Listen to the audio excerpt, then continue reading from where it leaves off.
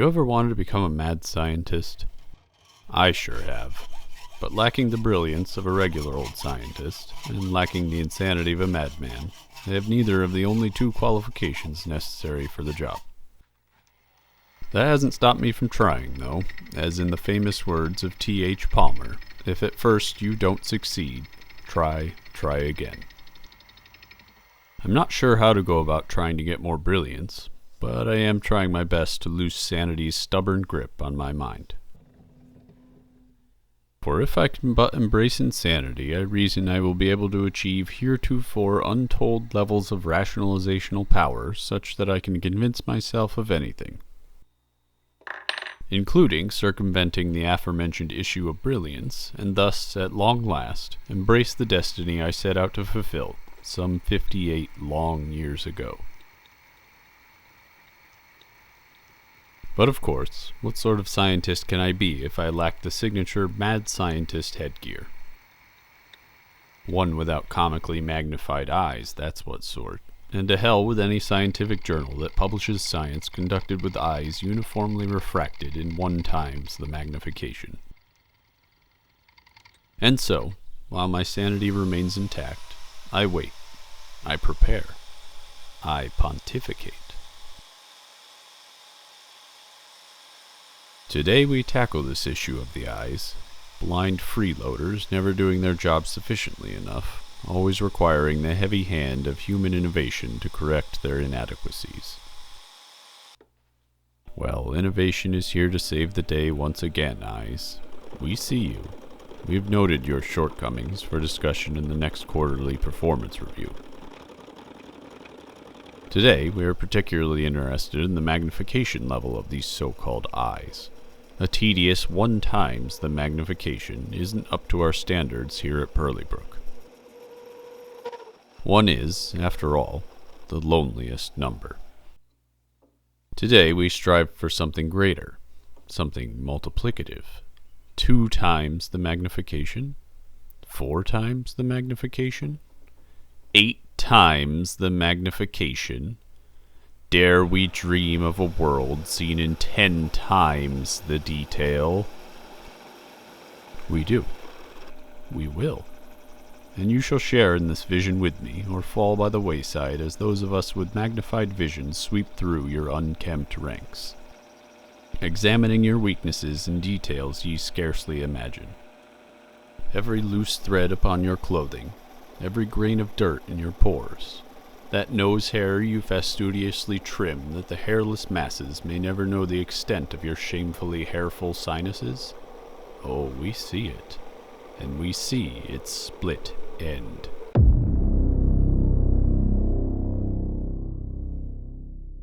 The fastidiousness of those with 1 time the magnification cannot compare to those of us with bulbous, all-seeing eyes, divining the future in whatever glorious level of magnification we deem fit.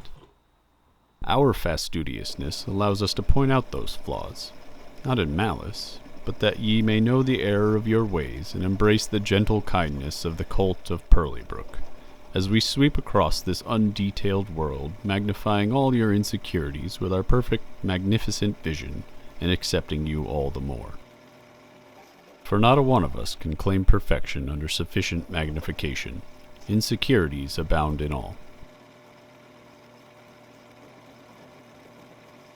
But I digress. We must first enact the tools of our vision.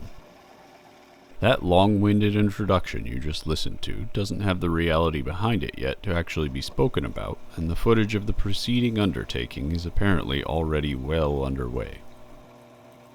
So let's not spend any more time pontificating about the future that just took place in your past. And so we embark upon today's journey, the one that started some minutes ago, to make a pair of glasses that will not only allow us to see in glorious 10 times the magnification, but also allow us to see the world in any shade we deem fit. For these glasses allow for any standard 52mm lens cap to be fitted, even multiple at once utilizing the threads on opposite ends of these lens caps. Want to see the world in 2 times the detail, with a delightfully old-timey sepia color tone applied? We can do that. Do you yearn for the days of old with rose-tinted glasses, ignoring all that you wish not to see? We can tint your world rose-colored, all right. We can show you the palatable truth.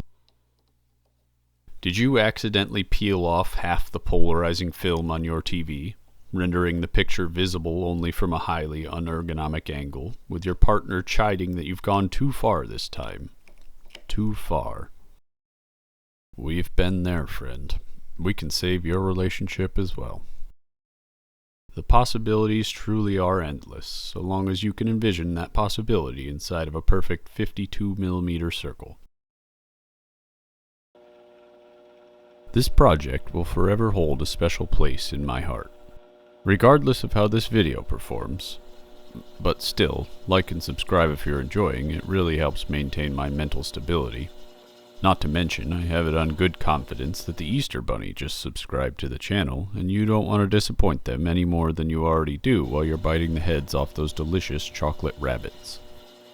Also regardless of how well these goggles perform, perched atop my head like a majestic crown while I gallivant around town in my jaunty jalopy. But rather because during machining of these lens cap holders, I finally got a chance to use what are perhaps the last two unused, well, heavily used, but not by me, pieces of metrology equipment that have been rotting away in my metrology equipment box. This isn't because I haven't had uses for them before, but in the case of my 2 to 3 inch micrometer, I never seem to remember it exists because while I heavily use my 0 to 1 inch micrometer, I do not own a 1 to 2 inch micrometer. This critical gap in micrometer coverage leads me to automatically conclude that micrometers are not the tool to be used if the part in question exceeds 1 inch. Leaving these 2 to 3 inch micrometers in a sort of logical blind spot where they could be used but never actually get used simply because I never remember they exist. The second tool I never seem to remember I have is this fancy bore gauge on grand display before you. I have no long-winded excuse for not using this one. I just hardly ever have a bore large enough. Not one that requires precise measurement anyway, for the use of a bore gauge with a minimum measurement of 2 inches. It sure is a nifty little piece of eBay lot kit though, and I definitely enjoyed finally getting the chance to tweak its little knobs. If you're a machinist watching this video, first of all my sincerest apologies. Perhaps the Easter Bunny can offer you an egg in these trying times. But in defense of myself, in this very specific instance, I didn't use a boring bar on these lens cap holders purposefully and not in ignorance of what a boring bar is. While I do have a large collection of second-hand boring bars, and I do mean large, only one of them is small enough for my mini lathe to actually use.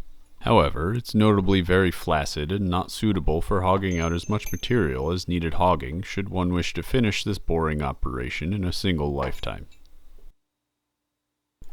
I attempted to grind one of the behemoths down to a manageable size, but one sintered thumb later I realized that I would need to grind away about half an inch of high-speed steel to get the cutter on the center line. A task requiring another lifetime of wasted toil, lying in a heap of grinding grit and shame with no borehole to comfort my last dying breath.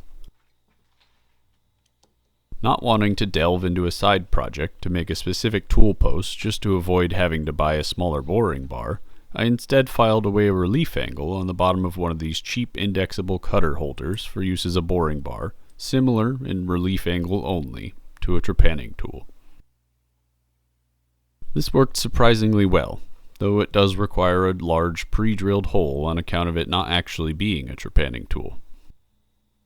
Why not just grind a proper trepanning tool, you say? Well, I'll leave that for you to ponder over. Mental exercise is good for the mind, after all. I realize that I'm talking about boring bars long after the footage you're watching stopped showing any boring action, and for that I apologize. These goggles are messing with my brain a bit, and the timeline of life is becoming muddled as I ascend into the magnified heavens bit by detailed bit. My machining skills aren't quite up to snuff yet for machining a part as intricate as this lens cap adapter should have been, but with a bit of design finesse and a healthy dose of rationalization, I managed to find a solution that works. The most obvious solution here is to use the lathe to single point thread an inner mating thread to match the outer thread on the lens caps, which is fairly well standardized. I've only attempted to single point thread once so far, on a test piece of brass, and it didn't go so well. An internal thread is all that much more difficult to machine, and on top of that, as far as I know anyway, I have an imperial lead screw on my lathe, and these lens caps use metric threads. So, instead of sitting down and figuring any of that fancy nonsense out, I immediately pivoted to something much more Frankensteinian. By that I mean I exposed oversized bolts emerging from the outside of the lens holders. 3 was the magic number of bolts, and I'm not just saying that because the lathe chuck has 3 jaws to reference the drill holes from. These bolts, despite the hackneyed knurling job on all but one of them, look far better than any internal thread ever has or ever will. In the end, aesthetics are far more important than function, so it's actually a good thing I'm not a better machinist, as I once again find that the only skill that truly matters in life is the skill of rationalization. For only through rationalization may we truly free ourselves from the shackles of logically restricted reality and ascend unto the illustrious heights reserved for the truly greatest amongst us.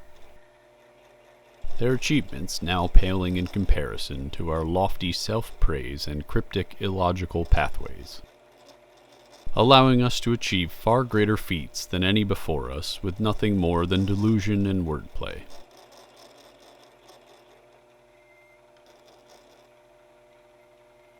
I made 6 of these brass thumb screws and another 4 steel versions for this project, not to mention the 8 various thumb nuts, all of which I attempted to knurl with a fine, straight knurling pattern. Conveniently, out of my 18 attempts, one of them actually came out properly, and that's the one you're watching. So I can cover up my inadequacy with video editing the likes of which make me appear far more competent at machining than I actually am.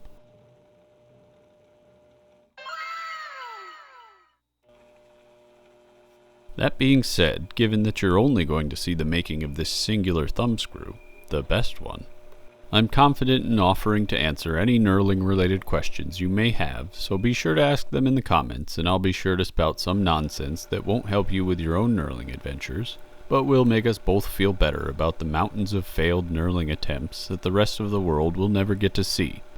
You've got a friend in me, friend. I find it exceedingly difficult to get proper measurements of things sitting 2.674 inches from my face, that last digit being insignificant after all. Measuring the apparatus while not on my head wasn't particularly useful either, as the base piece has so much flex in it that my head deforms it every time I equip it. Either that or my head is exceptionally bulbous, which may explain my propensity for never getting a haircut. I always felt like something had been repressed deep down under these wild, mangy locks. Regardless of reasoning, though, I decided the prudent course of action was to design the apparatus with adjustability in mind. Not that fancy, modern, user-accessible style of adjustability. No, I am referring to the classical kind of bespoke customization, where entire industries were built around adjusting, fitting, and modifying the apparatus on a per-user basis, consuming mountains of human effort as each time the apparatus was bumped slightly, it required another cycle of adjusting, customizing, and most importantly, copious amounts of money. That's the kind of adjustability we strive for here at Pearlybrook. So we can pay homage to our past and once again stave off a horde of angry ghosts, jealous of our ease of shoe sizing and clothing that fits as exact as we wish, with no more effort than a cursory try-on in the store and a light poke at your big toe. And of course, most importantly, copious amounts of money. The horizontal adjustment, I believe it's called diopter adjustment in the optics world, though don't quote me on that, is accomplished using a pair of slotted grooves for each of the lens holders. There's no real reason for a pair of grooves over a single groove, but considering that I have a pair of lenses for my pair of eyes, I stuck with the theme of pairs for the grooves to avoid any jealous feelings of envy that may occur mere inches from my face should one feature be left pairless and alone. A small thumb screw and thumb nut clamp the lens holders in these grooves, much in the same style as the thumb screws used to hold the lens caps in place, though somehow these bits have even worse knurling. The curves laid out before you don't serve any functional purpose, unless you consider looking sexy to be purposeful, which I do, so I retract my previous statement. Indeed, these curves serve a very important functional purpose. Perhaps these curves reduce the total weight of the glasses, a purpose much heralded by my potentially bulbous head. Or perhaps the measly amount of material removed to construct these curves holds no significance in the total weight of the apparatus. I, for one, choose to believe that these curves truly do make a meaningful difference in the long-term operation of these glasses.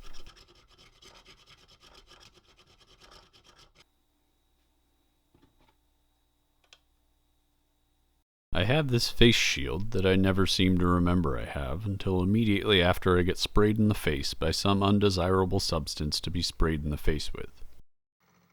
Since I need some sort of head attachment device, and since these glasses weigh far too much for my fragile ears and nose to support on their own, I decided to design the head glasses interface around the head attachment portion of the face shield.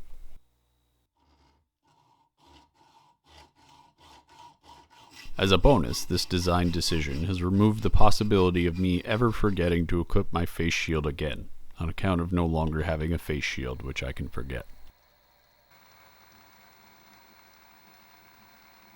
Although, if I can snap back to reality for but a moment, mom's spaghetti or some such, the face shield can easily be reinstalled on the headset by removing the two plastic thumb wheels on the sides of my glasses, installing the face shield, and reapplying the thumb wheels. To facilitate this, I left all of these plastic bits intact, though I am tempted to recreate them in metal now that they bear considerably more weight under the immense, almost familial responsibility of supporting these curvaceous glasses. For the time being, I am sticking with the plastic bits, and so I engineered my attachment plates to work with them. A small slot in my metal attachment plates allows for the small mating plastic nubbin to seat, locking the glasses in the vertical axis to the headset, allowing for the original manufacturer's flip-up mechanism to retain life in a new form, much like a mythical phoenix wrenched back from the cold abyss.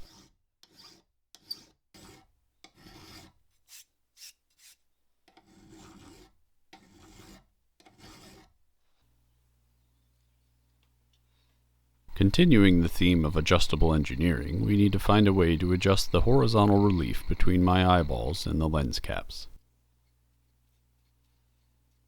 I accomplished this by using threaded rod passing through the forehead spanning bar, a pair of thumb wheels on each side of my head, and a jam nut behind each to keep the spacing set by a qualified Purley-Brook professional during fitting for extortionate sums of money.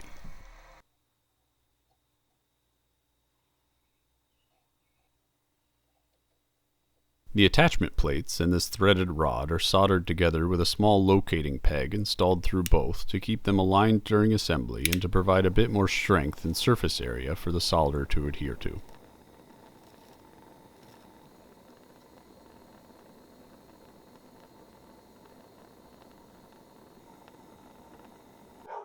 Won't mind my dog barking in the background here. His working hours are the same as mine, and if he doesn't scream at those chipmunks, what will they have to chitter angrily at from the safety of a 40-foot pine tree?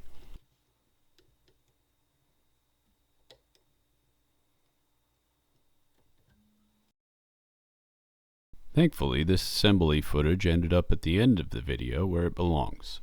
This timeline was getting a little hairy there for a minute, but we pulled it together in the end with only a few lost clips along the way. As we assemble these goggles for the first time, for the last time, for the best of times, I wish to recite for you the magnum opus of that great poet T.H. Palmer.